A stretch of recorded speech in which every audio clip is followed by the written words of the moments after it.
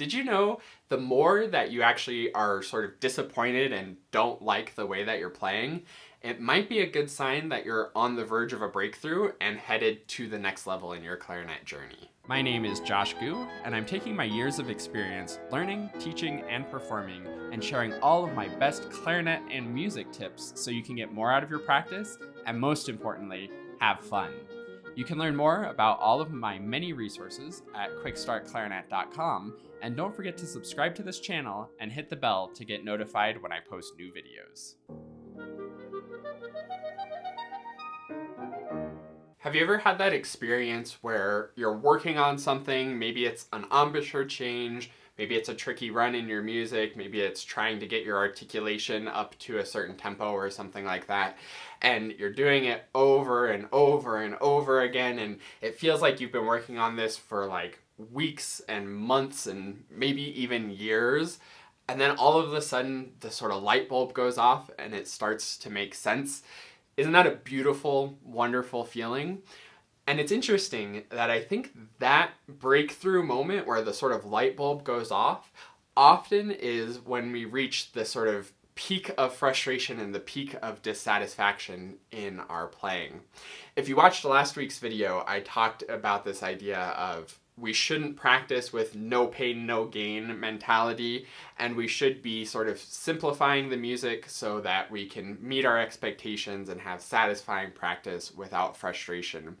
And I think that's absolutely the case. But when it comes to some of these fundamental things, if you're feeling frustration with it, it could be a good sign that you're actually right on the edge of the breakthrough. And what I mean by that is in that last video, I talked about the gap between our expectation and sort of our current ability levels, skill levels, and where we're at. The bigger that gap gets, the more frustration there's going to be, the more dissatisfaction there's going to be. When it comes to learning a piece of music, we can almost always eliminate that frustration by temporarily lowering our expectations and sort of gradually bumping it up over time while being able to meet our expectations on all of the other things that need to happen besides just the tempo or the length of the piece. But when it comes to fundamental things like tonguing speed or being able to play high notes or some things like that, it's one of those things that you just kind of have to get in there and figure out how to do, especially when it comes to playing high notes. So the bigger gap you have and sort of the bigger frustration you have between, oh, I really want my high notes to sound better, but they're really not sounding better, the more motivated you're going to be to figure out what you need to do to close that gap. And just like the speed when learning a piece of music, you can go both ways. So instead of going from, let's say, a high C up to a high E and being like, oh, why is this transition bad? You can simplify it by maybe going up chromatically one note at a time.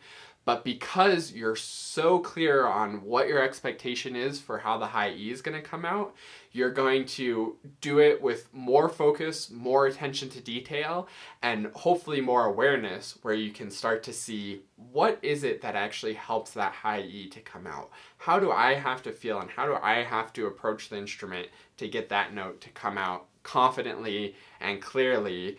So you're simplifying, but you're expanding your awareness because you know where you need to go. Here's another way to put this that I think might be a helpful explanation if you're not quite sure how this fits together. So when you're really not liking something, that means that you have more awareness of what the problem is and the problem's bothering you more. The more bothered you are by a problem, the more likely you are to fix it. But on the flip side, the more bothered you are and the more frustrated it is, it means that that gap has gotten bigger. Most of the time, our skill and ability isn't going to dramatically change and suddenly get worse. Yes, it'll fluctuate from day to day. Hopefully over time it will gradually go up, even though it's sort of fluctuating day to day. But it's going to be very rare that you get a giant drop off in your ability. Unless you took 20 years off from playing, then you aren't going to be where you were 20 years ago. It's going to take a little while to build it back up. If you have an injury or some kind of physical change, that will cause a major drop off. But even significant things like changing instruments or any other piece of your equipment or things like that aren't going to cause a tremendous drop off or unfortunately a tremendous improvement in your playing either, in your ability. So if we assume that your ability is more or less where it is, that increase in frustration means that your expectations are raising and you're getting pickier and pickier for what you want to get out of the instrument.